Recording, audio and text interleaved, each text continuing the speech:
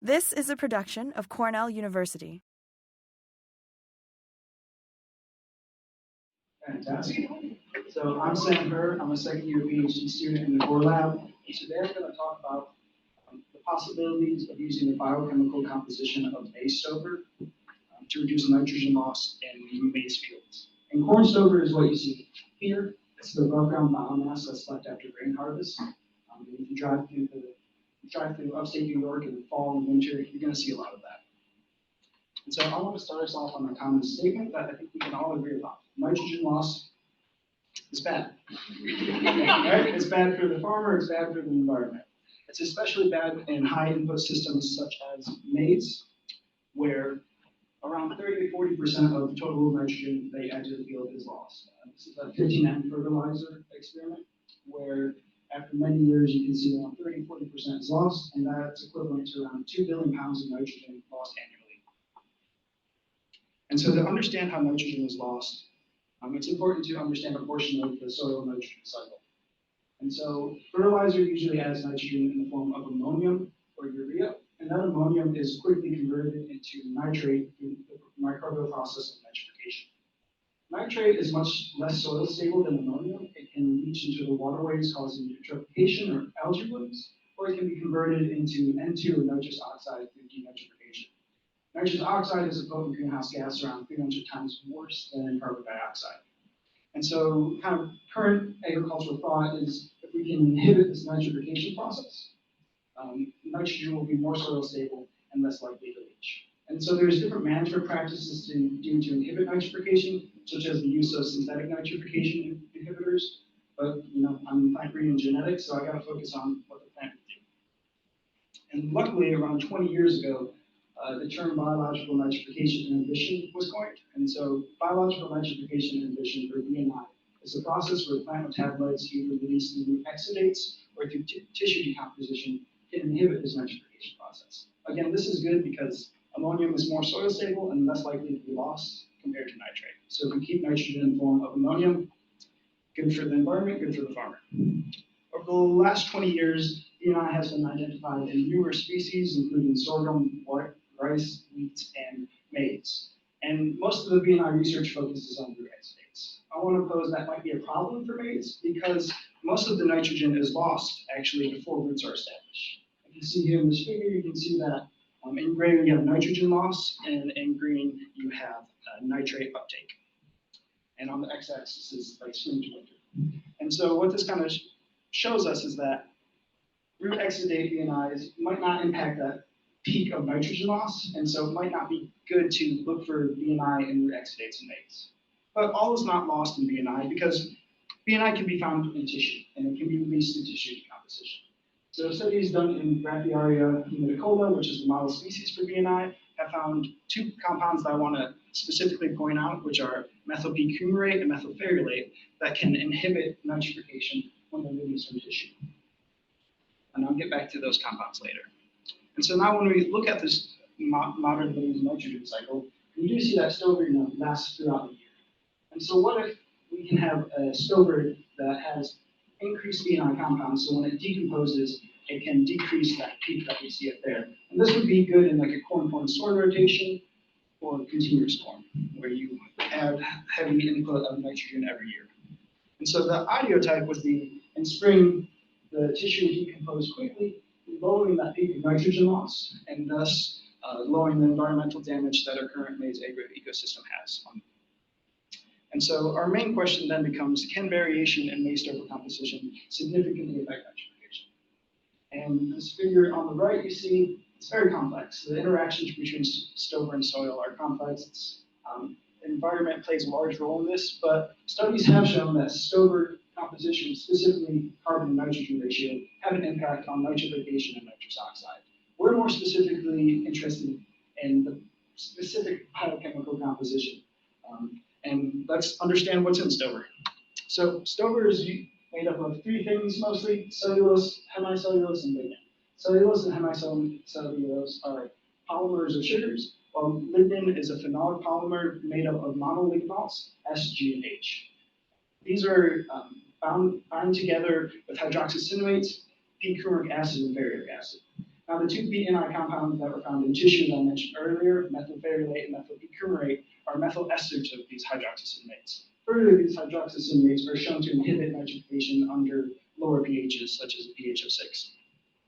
And what makes this even more interesting is that the degradation pathway of lignin can lead to more BNI compounds, such as vanillin and sucrinic acid. And so we're thinking that there must be something to do with lignin content in BNI. And that leads us to kind of our main hypothesis, is that Stover monolignol composition could significantly impact nitrogen loss by reducing nitrification through decomposition. So again, it's all about lowering that peak of nitrogen loss so the plant can then uptake more nitrate and the soil loses less of it. And so to test this, what we first needed to do was collect Stover. And so we collected a bunch of Stover and did two separate things. On the left, where you see BNI assay, that's kind of our attempt to understand the initial degradation, or the water-soluble components of our Stover. And then on the right, we have our more cell-bound, thing that will affect later degradation stages. And so the Stover we collected around 500 hybrids and a subset of 25 diverse and red lines that are part of the NAM population. And with this, again, the water-soluble component, we did a BNI assay, so we ground up the tissue, did a water extraction, placed that on a pure culture of nitrifying bacteria, and see how much is inhibited to that. And then we also performed HPLC, so we could identify potential BNI compounds. And HPLC is high-performance liquid chromatography. That gives us kind of the view of the initial degradation. To get later stage degradation, we performed pyrolysis molecular beam mass spectrometry, which is a high-throughput way of measuring monolignol composition in lignin. And we did all of this so we could then select a subset of extreme phenotypes that we could plant in the field to test the main effect. One sad note is that the PyMBMS instrument that we're using in Colorado, it broke, so we don't have the results for that. So things happen. But today I'm going to mostly focus on the BNI assay. And so this was developed by Brian Emmett at the National Lab of Air and Environment. And what he did again was we sent him Stover tissue that was freeze-dried and ground. He did a cold water aqueous extraction, used that extract on a pure culture of Nitrosomonas europeo, which is kind of a model nitrifying bacteria species for BNI, and then measured nitrate production and nitrite production over time. And when he did this in rye, you can see percent inhibition on the y-axis and then variety on the x. You can see a clear difference between different varieties. And so we were hoping to see something similar with maize. And we did find some genetic variation. When we look at the NAM founders, you can see quite a spread. But one thing to note about the spread is that the temperate lines that have higher percent inhibition of nitrification were very senesced and dried when we sampled them, compared to the lower lines of the tropical CML lines. They were more green, even though we sampled them in November, so it could be a maturity thing we're seeing with this. And further, when we looked at our large population of hybrids, we can see that most percent inhibition is between 0 and 20%. There are a few outliers, but those aren't replicated well. Specifically, the replicate of this one is at 14%. And so we're not fully convinced that this type of BNI assay will give us repeatable results. And then when we look at kind of our environmental variation, what we see is that environment has a very large impact, around 44%, compared to genotype, which is 8%, and the G by E, which is 14%. And you can see this when you're looking at the figure comparing different hybrids that were planted in different states. You can see a much larger spread across locations than within locations comparing genotypes. So while this might seem negative that we're not seeing much genotypic variation explaining our BNI assay, there's still utility of this experiment because we can identify putative BNI compounds with high performance liquid chromatography. And this is still of use to BNI because it's a relatively new field, again, only 20 years. The papers are coming out all the time, identifying different compounds, and they could be used as replacements for synthetic nitrification inhibitors, which have their own problems. But what we're hoping to do this year or the following year, depending on if we can find extreme phenotypes, is a field experiment where we're measuring nitrous oxide emissions throughout the growing season and into the next growing season. So we can kind of get a more life cycle assessment of the effect that maize has on nitrous oxide emissions and nitrification. And so these little pipes here is what we'll be placing our smart chamber to measure nitrous oxide emissions over. And we'll be measuring the stover and root composition alongside changes in soil microbial communities, and then trying to correlate that to N2O emissions. So we have a clear understanding of what's happening in the soil that's leading to potential changes in N2O and nitrification that we're seeing, and hopefully correlate that to stover composition. And so kind of the overall goal of this is really to understand if it's worth anything to breed stovers for specific compositions to reduce nitrogen loss in agricultural fields. With that, I'd like to thank my committee, Mike Gore, Kelly Robbins, and Johannes Leitman, everyone at the Gore Lab and the Buckler Lab, George Jander's lab, specifically the Net Richter for running the HPLC, and then Sakiko, Lisa, Natalia, Mike, and Brian, who've been of great help sending me tissue and helping me think through this project. Thank you.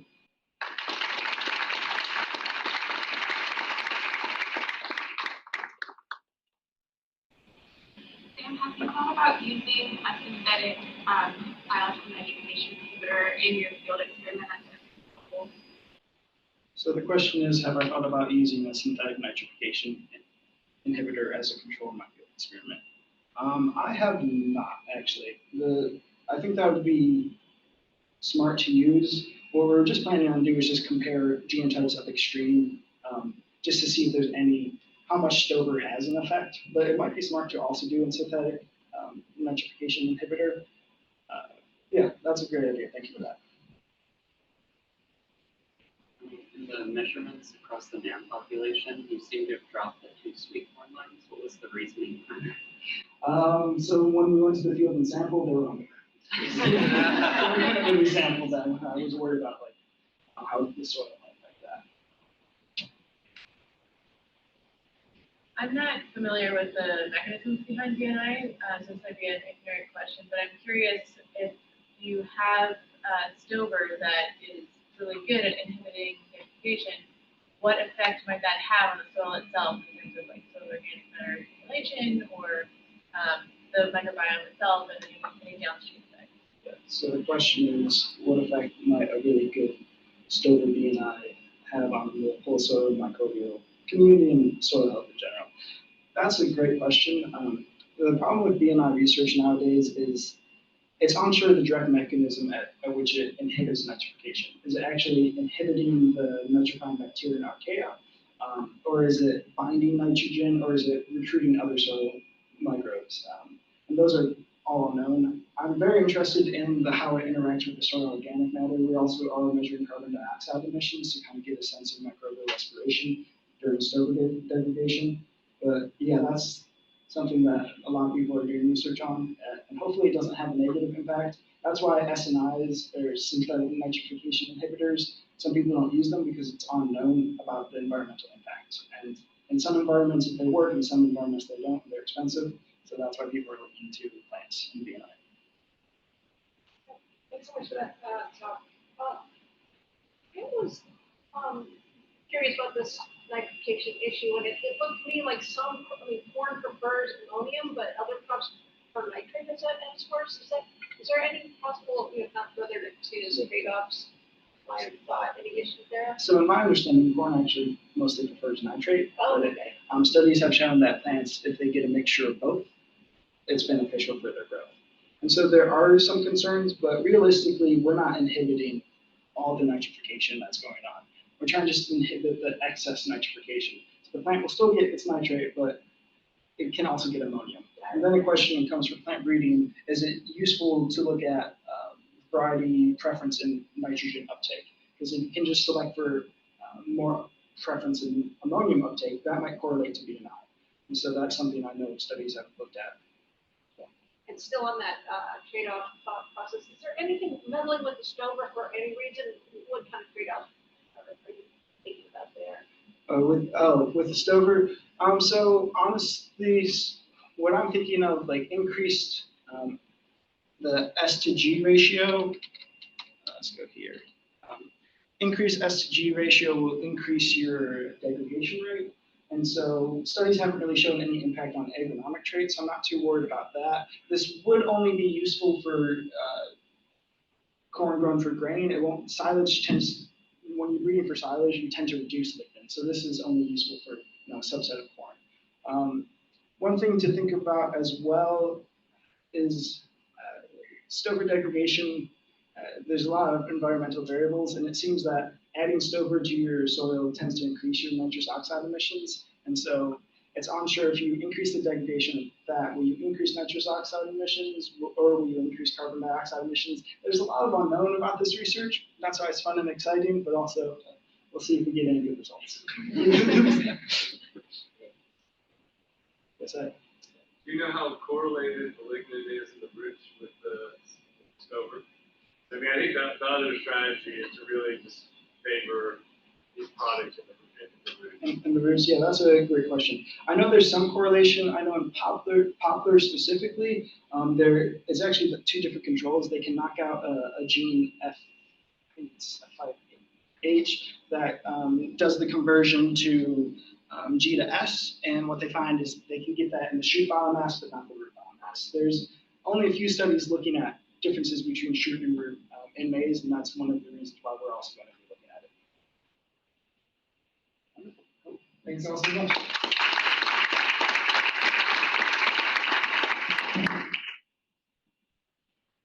Hi everyone, I'm Rakish Thapa. I'm career PhD candidate in Gore Lab. Today I'm talking about one of my projects breeding cereal rye for cold temperature germination and vigor.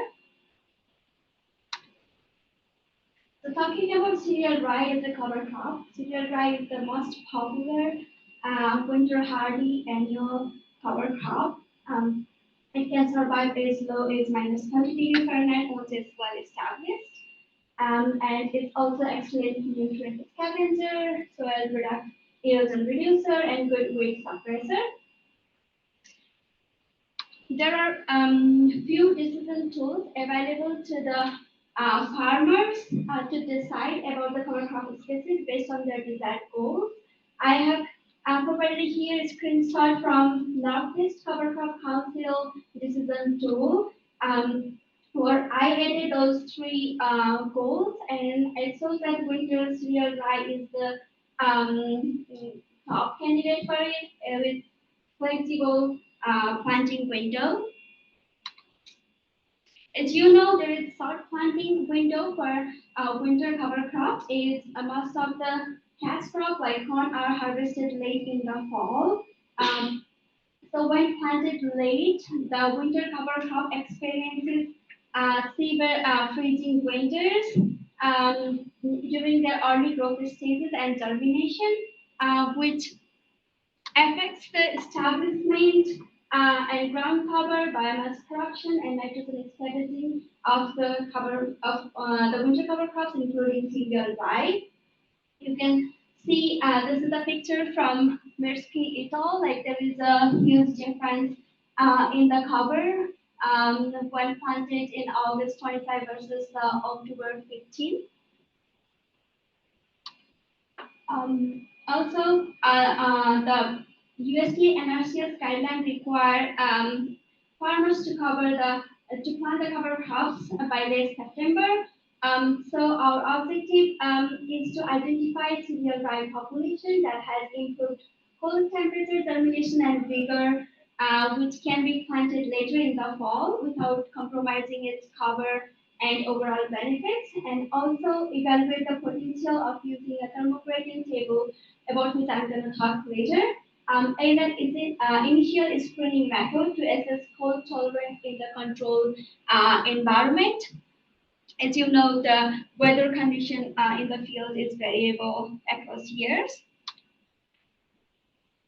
So for this study, I'm using material from our CCB collaborators from NC State.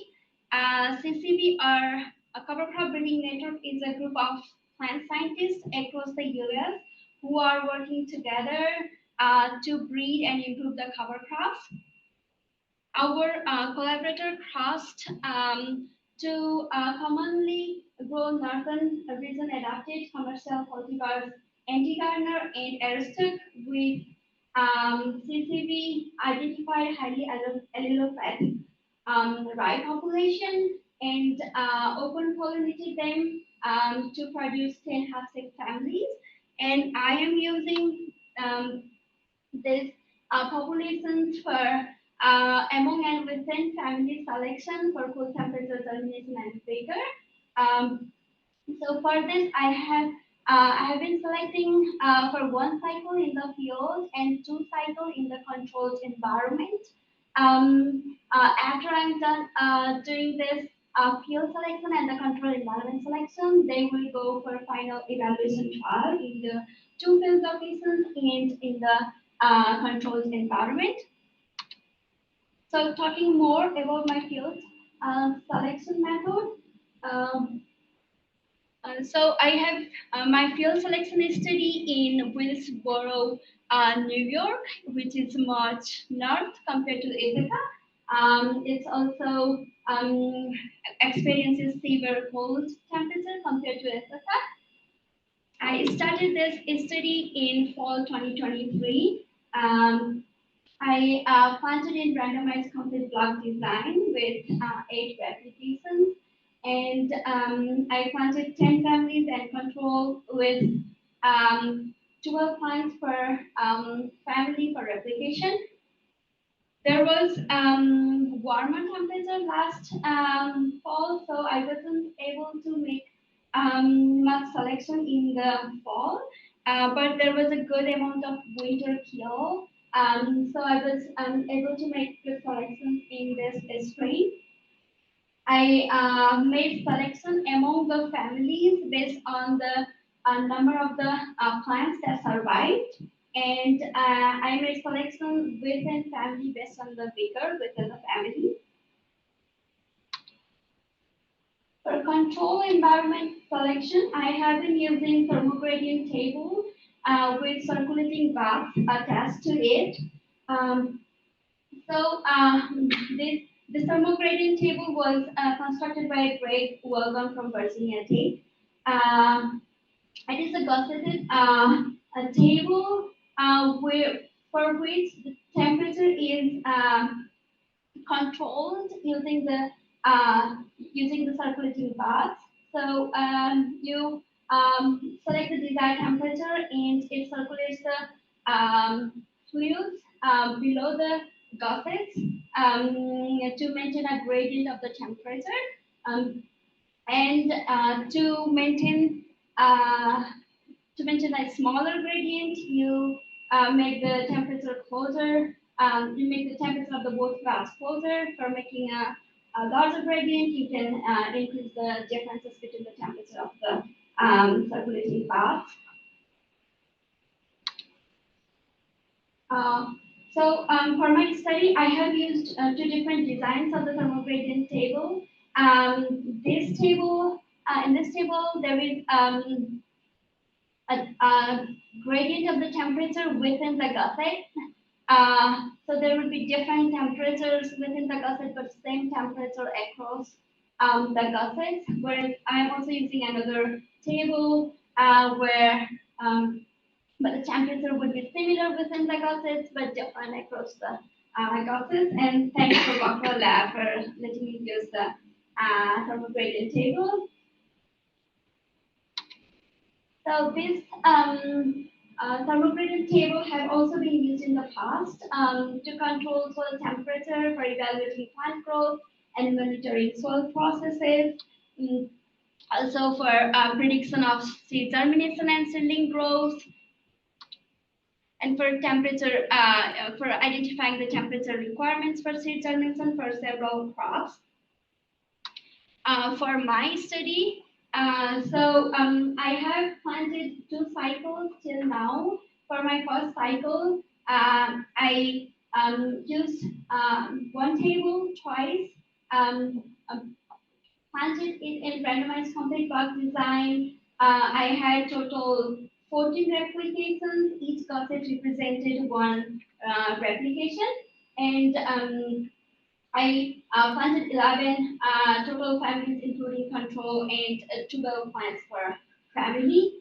For my second cycle, I had 60 families, and I am using 2 tables to have 2 replications in 1 table with total 4 replications.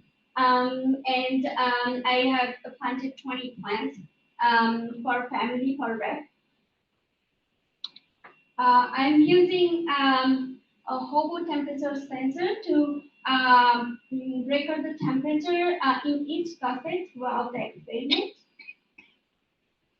And I am maintaining the temperature at a range of -0 to positive 2.83 degrees Celsius in this cycle, whereas in my previous cycle I had it from -3 to 3 degrees Celsius. Cereal rye can germinate like with only some positive temperature during the day.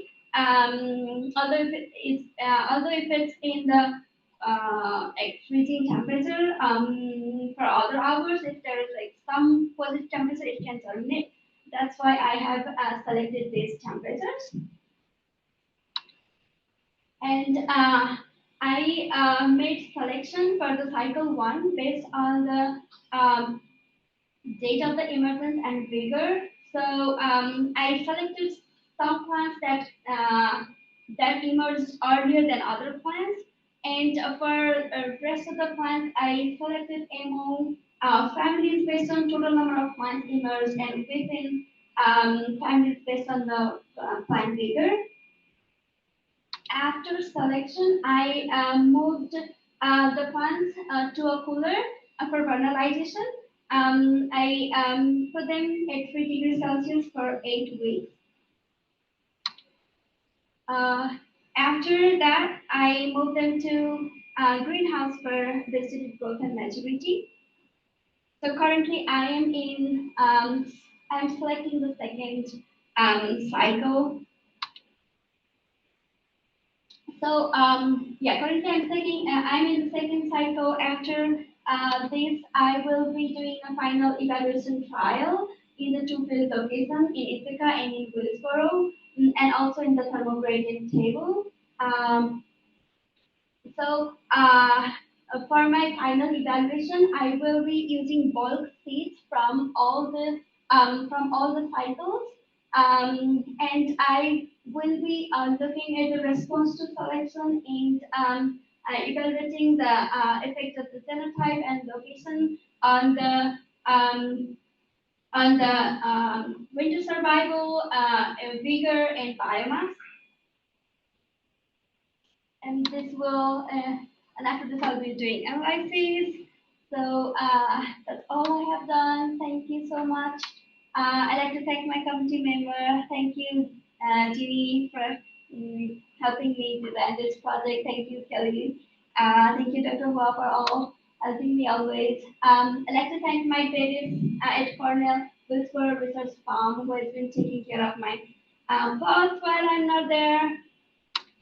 To thank CCP members who provided me with the seeds.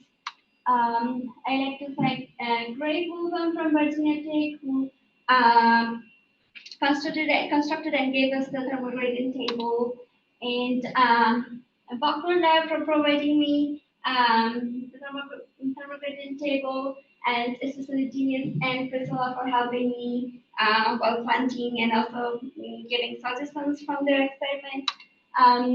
Everyone in the Gore Lab who have helped with planting, harvesting, and all of the stuff, and greenhouse and field stuff, cooperating network, and Northern New York Agriculture Development Program, which funded for the field selection study. Thank you.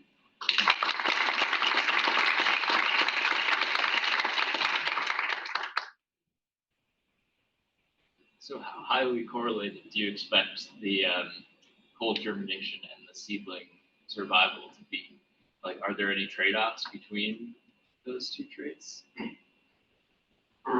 So the question is, how correlated are the survival in the emergence, right? Okay, so yeah, I think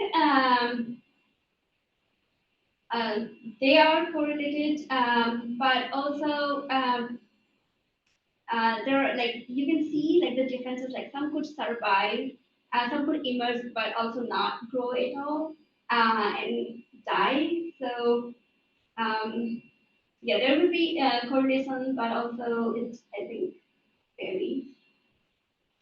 I was wondering, are you all doing any experiments on planting earlier in the fall between the rows with like rovers or other types of things that can come and pop in earlier? You still have to get the frost tolerance and over winter, keep you more established by that. So you all doing experiments in that stage? Okay, so if I understood correct, the question is, if we are we trying to plant earlier to have the good production? So we have some planting day trials, and yeah, I think planting earlier would increase the cover and provide the more benefit, but also farmer wants something that we can grow later, because they have a really hard time to because they have very small window when they harvest and then plant. Yeah, no, I'm talking about planting while the corn is still there. Hey, in early October, right when you're hitting black layer, you plant, then you still have a month before you harvest. Great. Got that? We haven't, and with rye, and we haven't at that timing, we have an experiment with red clover planting it in like early summer. Yeah, we haven't. Also, I was looking at the past survey, and so there are few farmers that have tried and not succeeded, and few farmers that are not willing to do, and many that do not want to try. So yeah. I was intrigued by your process. So a little passive rye was another one, and are there any complications with the little passive? What exactly are you wanting to happen there? And can that affect the main crop if you have a very aggressive chemical ecology process coming from the little passive? I'm just curious how what good and bad things can come from that chemical process. Okay, so you're asking if there will be any bad thing coming from allelopathy, right, that can affect other crops? I'd like to hear about the good things, like what's your but also what downside risks, in a crop situation, can a little happy. So our collaborators have grown them with lettuce, and yeah, they do not grow around. The lettuce don't grow around them. I think could be good for monoculture, to reduce the weeds, but also I think will limit the species if you wanna do mixer crops. Yeah, but I don't think much. Yeah, the NPCs have been starting to basically until now we've just been selecting for as high a little happy as possible so that we have good comparison material, but we have started now that we have some pretty high little happy populations starting to compare effects on subsequent crops, and there definitely are interactions. Different species are more or less susceptible, but That sounds complicated. yeah. Are you checking a little bit on your family? No, so I'm not taking allelopathy right now. What is the aim of doing the thermograding experiment? Are you trying to come up with a base temperature, or what's your? Okay, so the question is what's the where am I using the thermal gradient table? One thing is also for the base temperature, because we there's a lot of variation within even within the commercial cultivars and with the population. So we haven't we don't know okay, this is the exact temperature where everyone stops or something, and we are trying to select more and more hardy And I think the other thing is it was available, and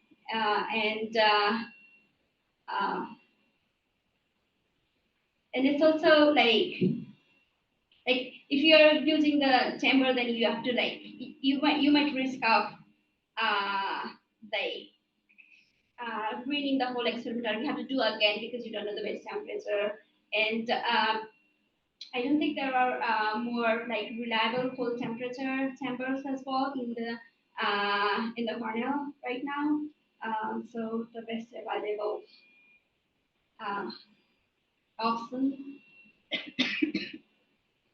Did you see any transplanting stress from transplanting from the thermogradient table to the vernalization chamber? No, yeah. The rye is pretty good in transplanting. Any other question? Thanks, Rakish.